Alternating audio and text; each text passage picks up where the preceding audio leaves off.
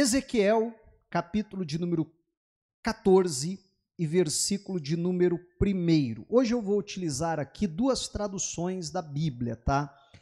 Para ler esse versículo, os outros textos eu não vou fazer esse comparativo, mas esse texto aqui que vai ser o nosso pontapé inicial, nós vamos ver na NAA, que é a tradução que eu vou estar usando hoje, e depois nós vamos ver na NVT, a nova versão transformadora, porque aqui usa uma palavrinha aqui que eu vou lhe chamar a atenção na nossa leitura. Mas eu vou fazer o seguinte, eu vou ler Ezequiel 14, do 1 até o 8, a gente vai frisar hoje nos primeiros versículos, mas a gente vai ler do 1 até o 8, para entender um pouquinho como é, principalmente, como é que Deus enxerga essa situação e como é que Deus trata essa situação que a gente vai ver aqui na sequência. Então, Ezequiel capítulo 14, versículo 1. Quem achou, diga aleluias. Então diz assim, ó. Então, alguns dos anciãos de Israel vieram e assentaram-se diante de mim. E a palavra do Senhor veio a mim dizendo: Filho do homem, estes homens levantaram ídolos dentro de seu coração e puseram diante de si o tropeço que os leva a cair em iniquidade. Será que eu deveria permitir que eles me consultem? Portanto, fale com eles e diga-lhes: assim diz o Senhor Deus: qualquer homem da casa de Israel que levantar ídolos dentro de seu coração e puser diante de si tropeço que os leva a cair em iniquidade, e depois vier consultar um profeta, eu, Senhor, lhes responderei segundo a multidão dos seus ídolos. Eles vão ter a resposta que eles merecem. 5. Farei isso para que eu possa conquistar novamente a casa de Israel no seu próprio coração, porque todos se afastaram de mim para seguirem os seus ídolos.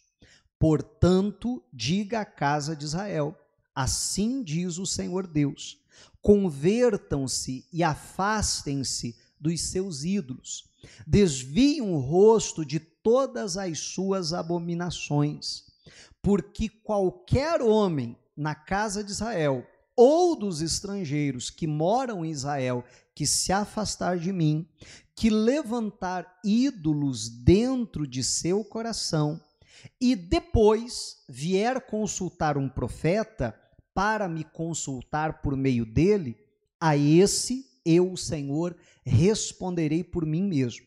Voltarei o rosto contra o tal homem, farei dele um sinal e provérbio, e o eliminarei do meio do meu povo, e vocês saberão que eu sou o Senhor. Amém. Meu irmão, é muito claro que Deus não está para brincadeira. Verdade, não é?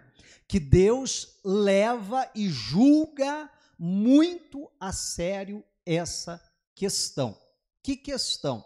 Duas coisas muito frisadas dentro desse texto.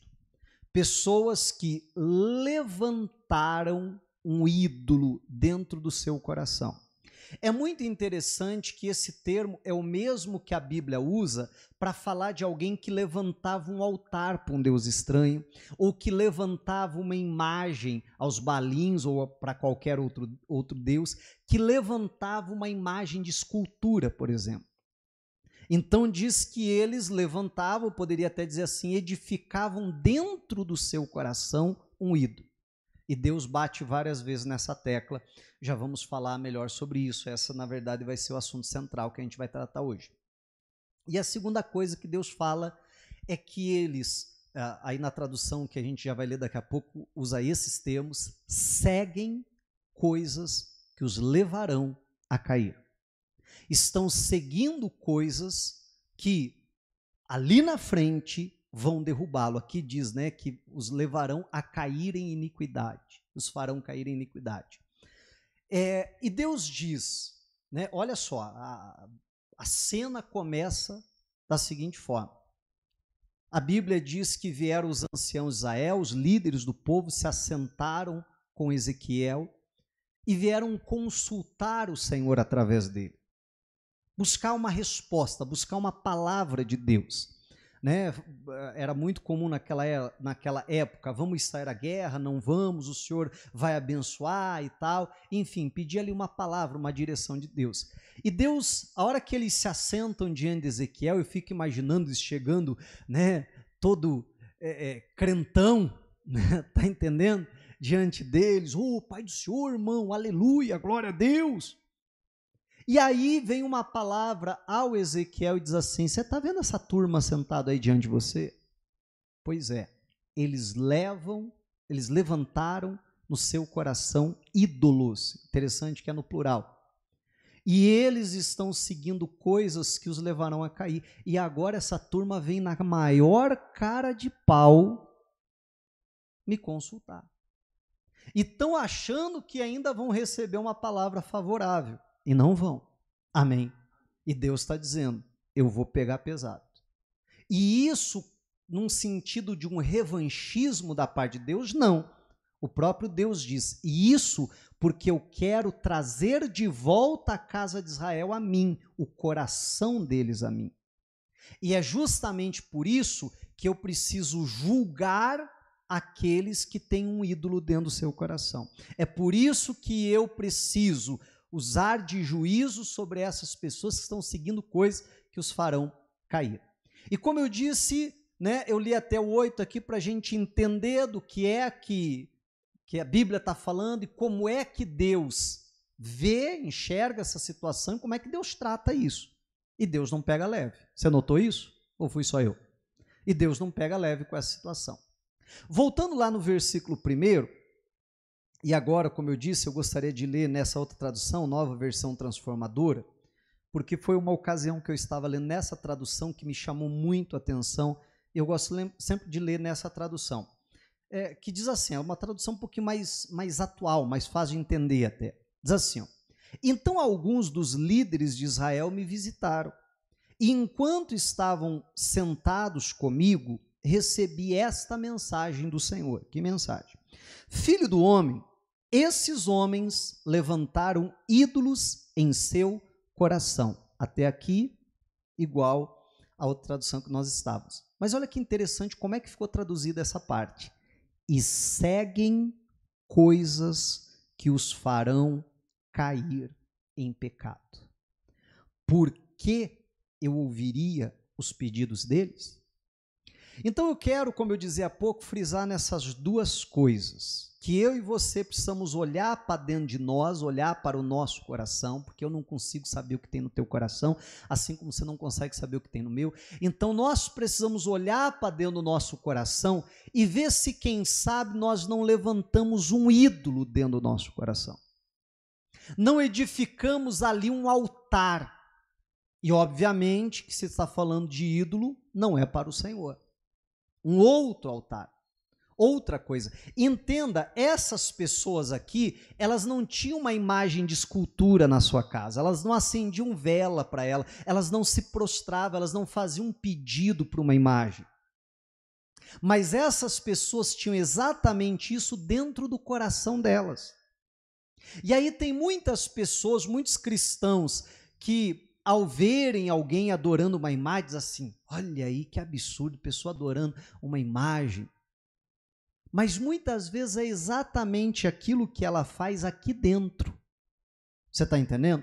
Ela não tem um ídolo em casa, mas tem um ídolo aqui dentro, que a pessoa levantou. É muito interessante que lá no livro de Atos dos Apóstolos, no capítulo 7, no versículo 26, Jesus, fugiu o nome dele. O Estevão, fazendo o seu discurso antes de ser apedrejado, ele diz a respeito do povo de Israel, e ele diz assim, ó, que o povo de Israel, no seu coração, haviam voltado ao Egito. Você já leu isso na Bíblia? No seu coração voltaram ao Egito. Eles voltaram para o Egito fisicamente? Não. Deus, e até domingo passado eu falava sobre isso, quando eu pregava sobre santidade, santificação, né? Deus vai e tira o povo de Israel então do Egito. Eles nunca retornaram para lá fisicamente, mas vem a Bíblia, que conhece inclusive as intenções do nosso coração, e diz assim: mas no coração deles eles voltaram.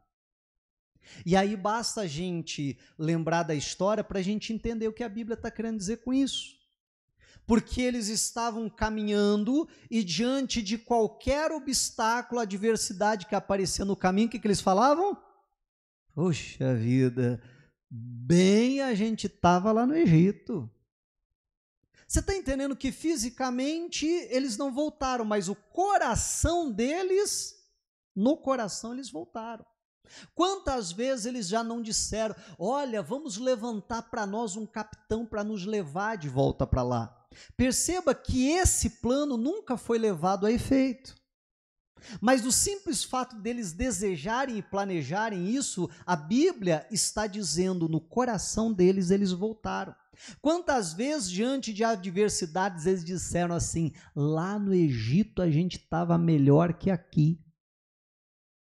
Então a Bíblia está dizendo: no coração deles eles voltaram. E aí eu e você precisamos, repito, olhar para dentro do nosso coração para ver se a gente também não está levantando ali um ídolo. Meu irmão, me perdoe falar assim de uma maneira tão rasgada, mas eu vou falar dessa forma. Tem gente que nunca foi para um motel com um amante ou com uma amante.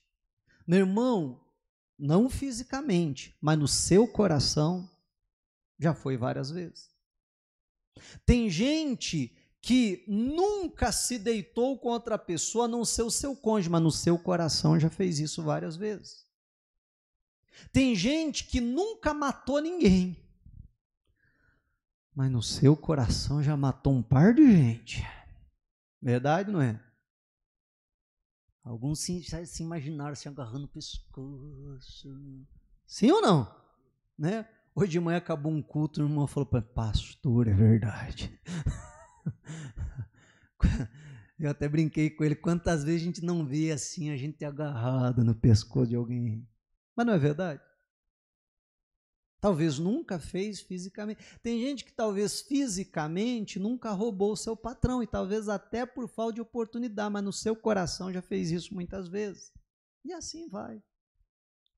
E veja se isso que eu estou falando não está respaldado com a palavra de Deus. Jesus, ele disse que se um homem olhasse para uma mulher com um pensamento, com uma intenção impura, o que Jesus disse? No seu coração, ele já cometeu adultério com ela. Não é isso que a palavra de Deus diz? Meu irmão, então, tem pessoas que olham para uma outra pessoa, que não é o seu cônjuge, olham para uma outra pessoa. Meu irmão, repito, me perdoe ser tão rasgado, mas com aquele olhar lascivo a pessoa vai despindo o outro. Vai imaginando coisas. No seu coração a pessoa já cometeu adultério. Você está entendendo, em nome de Jesus? E não sou eu que falei, quem falou isso foi Jesus. Então, nós precisamos ver se não estamos levantando no nosso coração certas coisas, certos altares, ou permitindo que entre certas coisas, já vamos falar disso mais detalhadamente daqui a pouquinho, mas que nos levarão a cair. Que hoje aquilo entra. Entenda, aquilo não vai me derrubar agora. Às vezes vai me derrubar daqui uma semana, daqui um mês, daqui um ano, daqui 10 anos, daqui 50 anos. Mas algo que eu permiti que entrasse no meu coração, porque eu levantei ali um ídolo. Jesus, ele disse o seguinte, que nós não podemos servir a dois senhores. Ou nós vamos se dedicar a um e desprezar o outro, ou nós vamos ali servir a um e deixar o outro de lado. E aí Jesus vai dizer assim: não podemos servir a Deus e a Mamon, a riqueza. Está lá em Mateus 6:24. Não preciso nem abrir, você conhece o texto. Olha que interessante, a Bíblia está dizendo de alguém que concorre com Deus, não é isso? Dentro do coração do ser humano. E quando a Bíblia vai falar de algo que concorre com Deus dentro do coração do ser humano, não é o diabo. Porque o diabo sequer é concorrente com Deus no coração do ser humano. Mas quando Jesus vai dar um exemplo disso, ele diz Deus e a riqueza, mamon. É algo que entra no coração de alguém e aquilo passa a ser senhor da sua vida. Basta a gente prestar atenção no exemplo de Jesus. Não podemos servir a Deus e a riqueza. É algo que está em pé de igualdade com Deus no coração de alguém. É um concorrente de Deus no coração de alguém. Você perceba que essa pessoa não tem na sua casa uma imagem de mamon, uma imagem da riqueza, que eu não sei nem o que seria, né? Mas ela não tem lá um Deus que ela acende uma vela, que ela se prostra, que ela, ó mamon, ó mamon. Mas precisa disso? Não. Basta com que aquilo esteja no coração da pessoa disputando lugar com Deus. Eu levantei um ídolo no meu coração.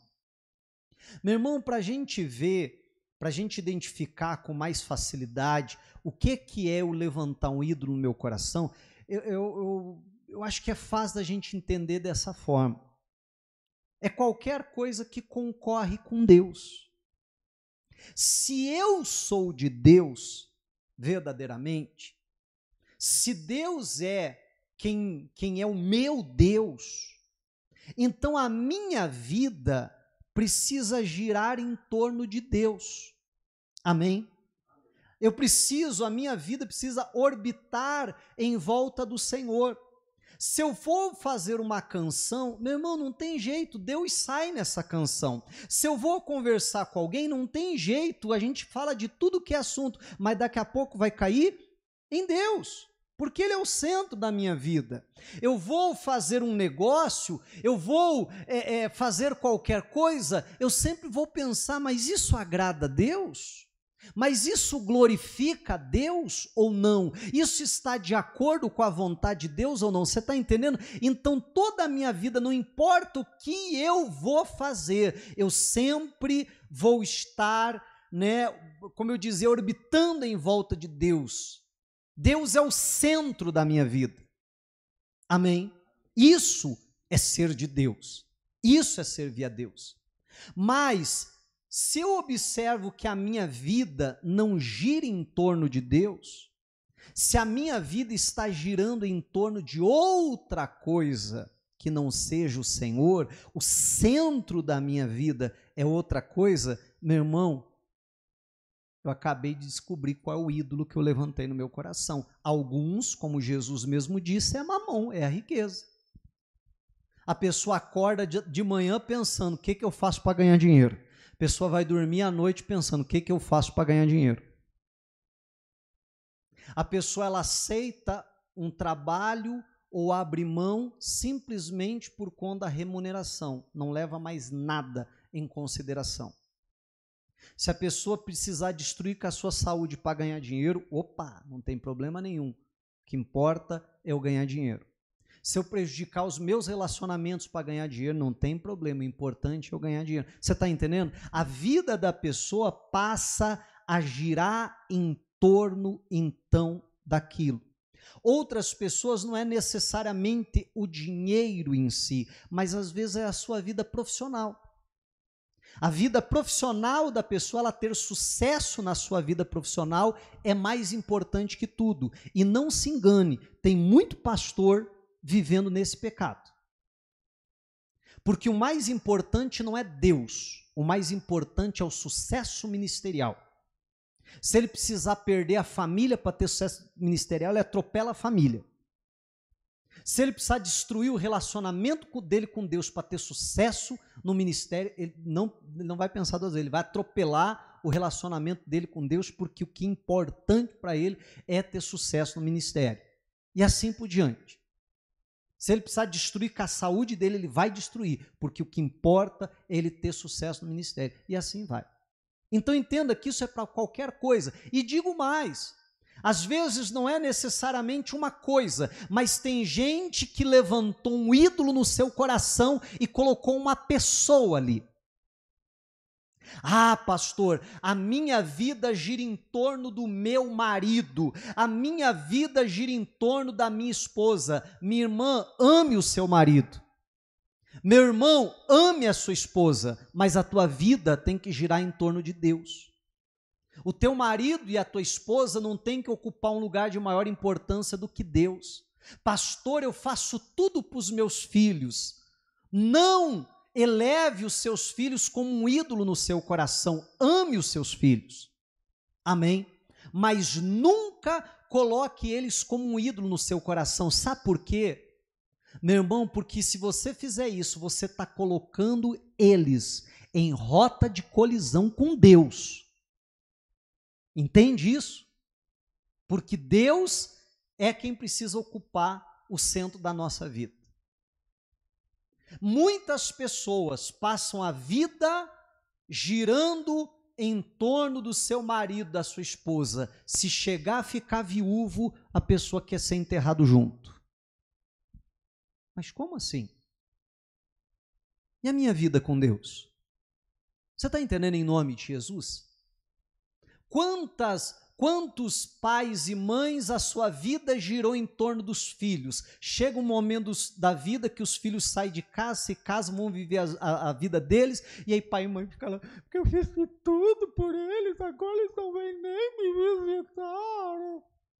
Não é assim? E entra em depressão e não sei o que mais, isso e aquilo. Mas que história que é essa? A minha vida tem que girar em torno de Deus. Se eu percebo que a minha vida está girando em torno de qualquer outra coisa, senão o Senhor, então eu preciso colocar a casa em ordem. Eu preciso reconhecer, não, eu estou levantando um altar, um Deus. Isso não pode acontecer. Amém. E perceba que esse é o tipo de coisa que vai trazer então o passo seguinte aqui. Seguem coisas que os farão cair em pecado. E é muito interessante que a Bíblia diz: seguem coisas. E pode ser qualquer coisa. Às vezes é um sentimento que a pessoa deixa entrar. Às vezes é um sonho que a pessoa tem, que a pessoa alimenta. Às vezes, meu irmão, é algo ali que aparentemente não traz um prejuízo, parece algo inofensivo. E quem sabe vai ser inofensivo para hoje, para amanhã, para depois. Mas a Bíblia diz que os farão futuro. Amém. Cair. Então são coisas que entram hoje que podem me levar à queda daqui 1 ano, 2, 10, como eu disse, 50 anos talvez à frente, talvez até muito mais. Por causa de um sentimento que entrou. A Bíblia, quando vai falar do semeador saindo a semear, a Bíblia diz: e uma parte da semente caiu entre os espinhos. E essa, diferente das outras que nem cresceram, nem germinaram, ou a primeira não germinou, mas a segunda até sim, mas o sol veio e ela morreu, essa ficou viva. Só que a Bíblia diz assim: quando ela cresceu, cresceram os espinhos e sufocaram. Sabe qual é o problema do espinho? O espinho cresce. Amém. Aquilo que às vezes entra no nosso coração, que é algo pequenininho, se nós não cuidarmos, não vigiarmos, aquilo vai começando a crescer. A Bíblia diz de uma raiz de amargura que entra no coração da pessoa e que aquilo vai crescendo e brotando, vem a contaminar a muitos. Às vezes é um sentimento de injustiça que eu carrego no meu coração, que aquilo não vai me derrubar hoje ou amanhã ou depois, mas lá na frente. Eu lembro que uma vez eu conversei com um empresário que havia falido e ele estava contando que havia recebido um dinheiro bem considerável, era até um dinheiro, se eu não estou enganado, de herança, e foi lá e abriu um negócio, sem conhecer nada daquela área. Mas foi lá, abriu um negócio, foi tentando manter o negócio, foi tentando manter, e ali o dinheiro foi todo embora, foi tentando colocar mais dinheiro para salvar o negócio, chegou um momento que não teve jeito, teve que fechar as portas, faliu, perdeu todo aquele dinheiro que havia investido, todo o tempo que havia investido, etc. Conversa vai, conversa vem, daqui a pouco a pessoa revela algo que estava no seu coração. E a pessoa disse, não. E eu perguntei, mas por que abriu esse negócio? Um negócio meio sem sentido, não conhecia da área, não entendia, né? Por que fez isso? Poxa vida, recebeu um dinheiro bom, poderia ter pegado esse dinheiro, sei lá, talvez aplicado, alguma coisa assim, quem sabe quem sabe não, com toda certeza daria um lucro muito maior do que ter falido. E a pessoa diz, não, é porque vinha um e falava que eu não ia conseguir, que eu não ia dar em nada, que eu e tal, e aí eu peguei e falei assim, não, eu vou agora abrir o meu negócio, eu vou prosperar, porque eu vou esfregar na cara deles que eu posso, que eu consigo. Olha só, perdeu, quem sabe, uma oportunidade da sua vida, porque recebeu um dinheiro bom. Por quê? Por causa de algo que lá atrás, você está entendendo? Alguém disse, alguém falou, e eu deixei aquilo entrar no meu coração. E já imaginou por quanto tempo a pessoa fica remoendo aquilo? E aí levou a queda talvez 20, 30 anos depois. Essa pessoa já tinha uma certa idade, então eu imagino que no mínimo isso aí, por causa do que alguém disse. Por causa daquilo que alguém falou, você está entendendo, em nome de Jesus? Para esfregar na cara de alguém, e a gente ouve esse tipo de história por aí, direto e reto. Alguns às vezes não têm coragem de ser assim, tão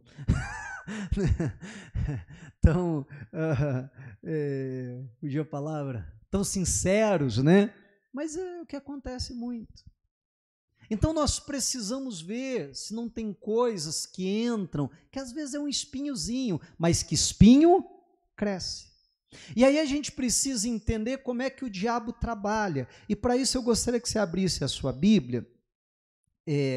Eu vou voltar para a NA aqui, mas abrisse a sua Bíblia lá em Mateus capítulo 13, por favor.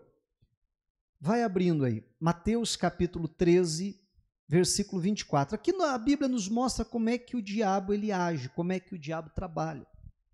É interessante também, deixa marcado aí Mateus 13, mas se você estiver anotando, anote um outro texto, que é o Lucas 6,16. Enquanto você abre, eu vou explicando essa parte. Lá a Bíblia diz a respeito de Judas, e vai dizendo o nome dos discípulos, porque Jesus estava escolhendo cada um deles. E o último dessa lista, de Lucas, é o Judas.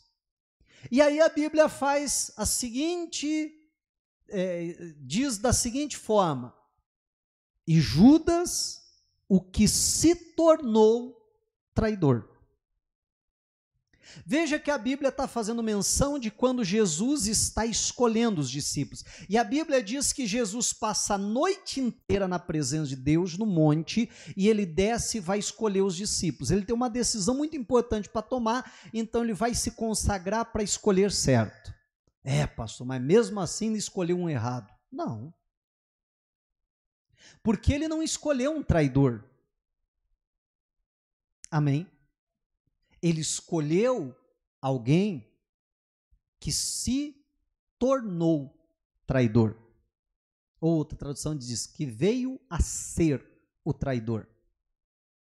Se a Bíblia dissesse Judas, o traidor, a gente poderia dizer, desde que Jesus escolheu ele já era um traidor. Quem sabe a gente poderia até dizer, Jesus escolheu errado, ou, não, Jesus já sabia, tinha que ter um traidor, sei lá, e aí vai as mais diferentes linhas de raciocínio aí, né, e correntes teológicas. Mas a Bíblia não diz isso, a Bíblia diz que ele se tornou traidor. O ministério terreno de Jesus durou entre 3 anos e 3 anos e meio. É mais aceito que durou 3 anos e meio. Logo no começo do seu ministério, Jesus já escolheu os 12 apóstolos. Amém. Um deles foi o Judas. Esses homens passaram, no mínimo, 3 anos com Jesus. 3 anos e meio, 3 anos e 3 meses, alguma coisa assim, se a gente contar aí, tentar fazer uma conta mais ou menos por cima, mas no mínimo, por baixo, 3 anos. Agora você perceba que algo que entrou no coração de Judas não o derrubou na mesma hora. Algo que entrou no coração de Judas derrubou ele lá na frente. E aí vamos nos lembrar de algumas referências bíblicas a respeito de Judas. Primeiro, a Bíblia diz que Judas era aquele que cuidava da sacola da oferta.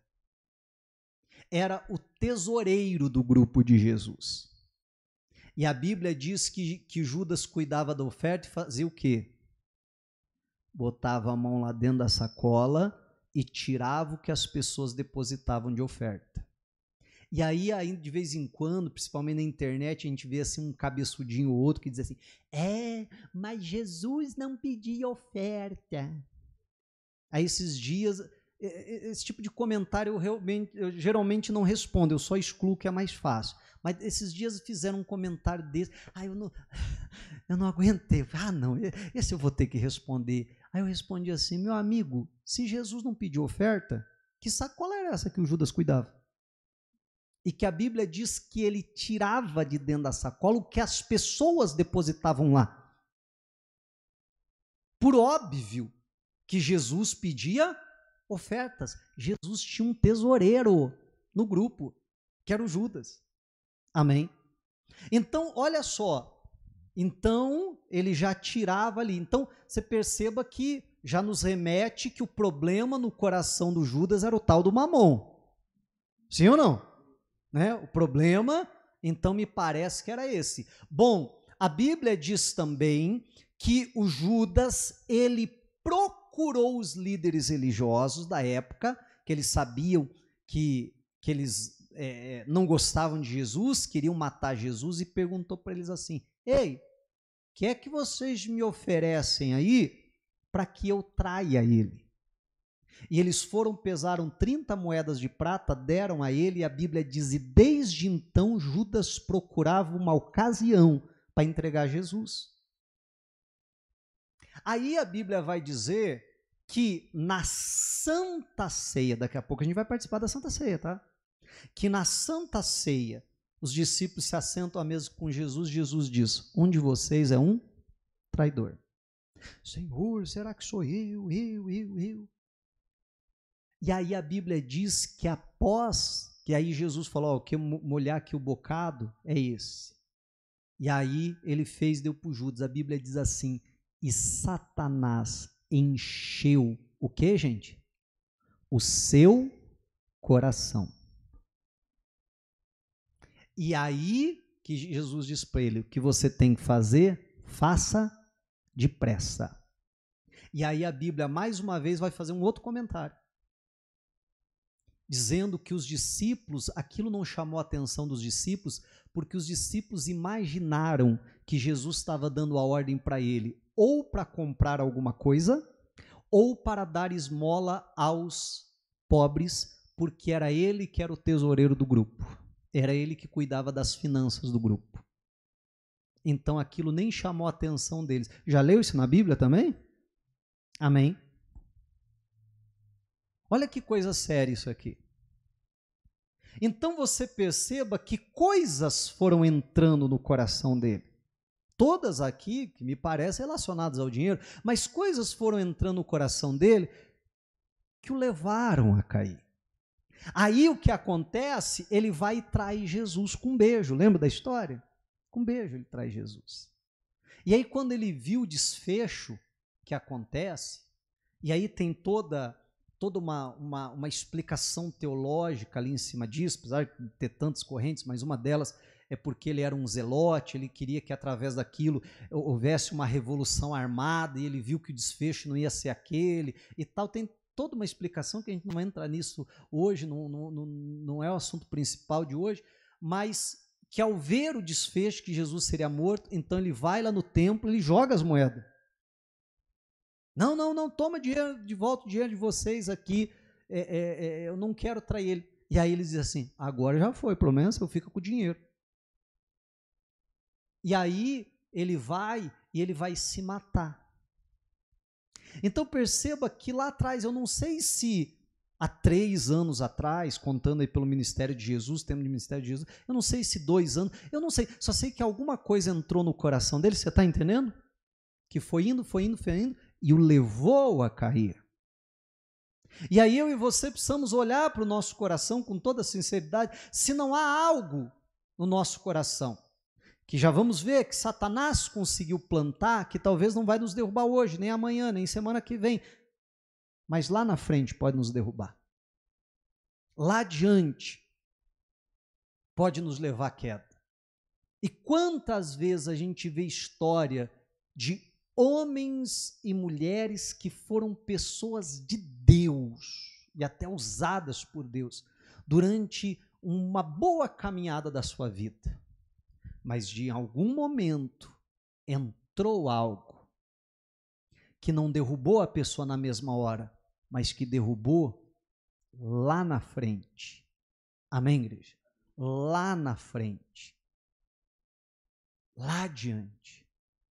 Poderíamos citar o caso de Salomão, um homem que tinha uma sabedoria daquela, mas que o problema de Salomão já não era com o dinheiro.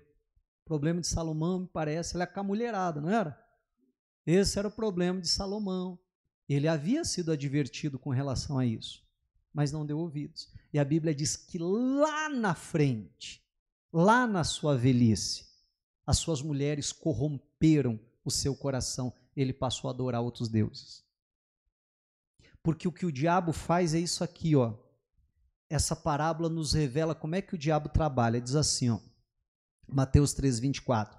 Jesus lhes propôs outra parábola dizendo: o reino dos céus é semelhante a um homem que semeou boa semente no seu campo, mas enquanto todos estavam dormindo, veio o inimigo dele, semeou o joio no meio do trigo e fez o quê?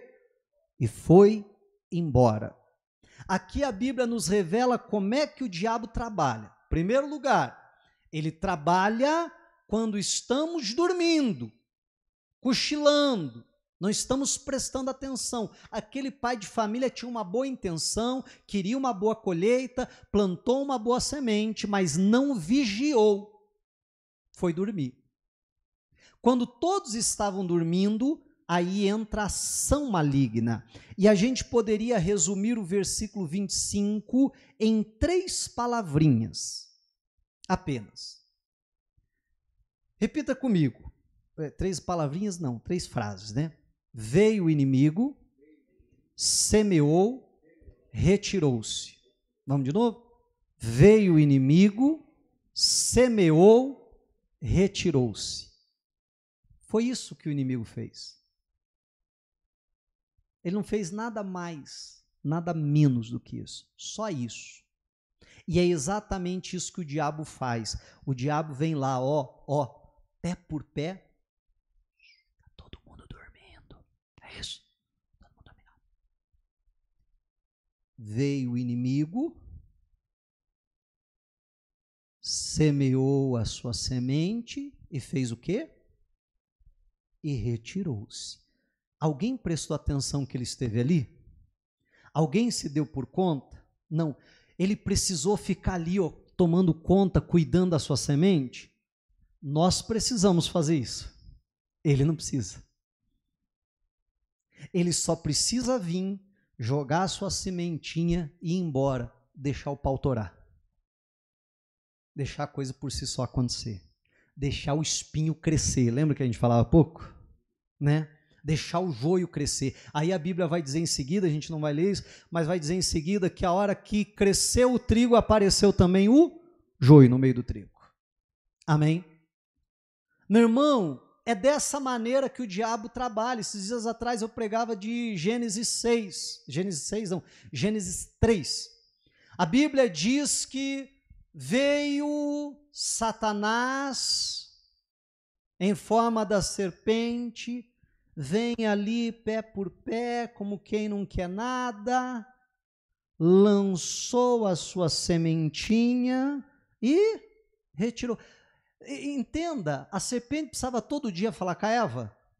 Não precisava. Ela já tinha plantado a sua semente. Ela chega ali e diz assim: olha, fiquei sabendo que vocês não podem comer nada disso aqui, que absurdo, Deus faz tudo isso, vocês não podem comer. Ela diz: não, que isso, podemos sim, a gente pode comer de tudo aqui. Ah, só não pode comer da árvore que está lá no meio do jardim, porque Deus disse que o dia que comer, a gente não podemos nem tocar, a gente vai morrer. Ah, menina, deixa de ser boba, que morrer nada. Não, pode comer, não tem problema não. Na verdade, ó, eu vou te contar que eu sou tua amiga, viu? Não é assim? Na verdade, o que Deus não quer é que você seja como Deus, conhecendo o bem e o mal.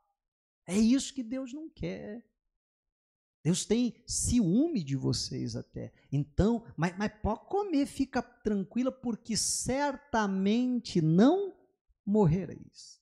Tem um pastor que diz que Eva comeu porque a serpente espelhou, faz bem para a pele.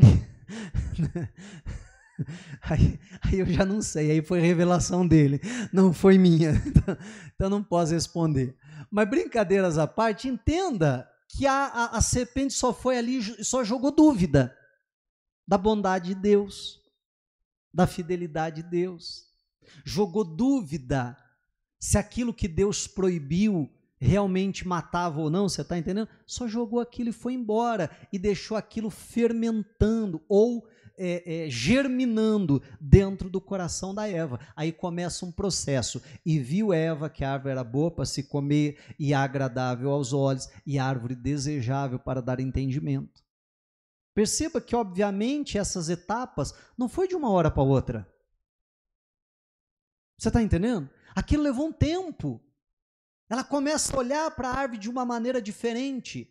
Eu não sei se aquilo levou uma semana, um mês, mas daqui a pouco ela começa a olhar para a árvore e ela começa a ver que a árvore era agradável. Eu não sei quanto tempo aquilo levou, mas daqui a pouco ela começa a olhar para aquela árvore e desejar. E aí daqui a pouco, e repito, não sei quanto tempo levou, ela foi lá e comeu e ainda deu para o seu marido. E o bananão do Adão vai lá e me come o fruto também com ela. Amém? E aí, como eu brinco, está nós hoje sofrendo por causa disso. Olha que coisa séria. É assim que o diabo trabalha. Meu irmão, às vezes, entenda só, é um comentário. Lembra do empresário que eu falei há pouco? Às vezes é um comentário de alguém. Às vezes é algo que alguém vem e fala. Às vezes é uma brincadeira que alguém faz. Às vezes é algo, meu irmão, um sentimento que entra de injustiça. E aquele sentimento de injustiça, eu vou deixando aquilo ficar no meu coração e aquilo vai crescendo. E daqui a pouco aquele sentimento de injustiça vai gerando dentro de mim uma revolta. E essa revolta que vai gerando dentro de mim começa a se transformar numa rebeldia aberta. Você está entendendo? E assim vai. Agora, perceba só, alguém gosta aí de mexer com quintal, com horta, com plantação? Né? Você vai lá, planta lá, sei lá, legumes ou qualquer coisa, ou até flores, e aí passa um dia, dois, você vai lá e começa a aparecer lá umas ervas daninhas, não é assim? E logo quando elas aparecem, se você for lá assim, ó, com 2 dedinhos você arranca. Não é verdade? 2 dedinhos assim, ó, você puxa, sai a raiz inteirinha, já viu? Né? Ó, não faz nem força, ó, vai lá e arranca. Passa mais um tempo, como é que tá? Apareceu outras, você vai lá e arranca. Coisa mais fácil do mundo. Passa mais um tempo, apareceu lá, aí você diz assim, como eu preguei na quarta-feira, estou com uma preguiça. Ah, não vou arrancar hoje não. Aí começa a procrastinar. Amanhã eu arranco. Ah, não, agora está chovendo, quando fizer sol. Ah, não, o sol está muito forte, quando o sol esfriar. É engraçado o sol esfriar, né? Mas Tem alguns que falam assim, não, mas agora não sei o quê, não, agora está muito corrido, não, semana que vem. Ah, passa 2, 3 semanas. Aí você vai lá, você arranca com 2 dedinhos? Não. Já não arranca com 2 dedos. Porque provavelmente aquilo lá, eu conheço assim, já virou uma toceira, né? E aí, meu irmão, com 2 dedinhos você não arranca, você tem que abaixar assim, ó, e tem todo um jeito, né? Aí você tem que pegar ali com as 2 mãos, assim, não é assim? E fazer força para arrancar aquilo. E sabe o que é pior? É que agora você com muita força até consegue arrancar, mas sai toda a raiz? Agora já não sai mais. Sempre tem um pedacinho ali, um cotoco, né, da raiz que quebra e fica lá. Meu irmão, a gente tem que sempre estar sondando o nosso coração, porque quando o espinho ainda não cresceu, você está entendendo? Com 2 dedinhos, ó.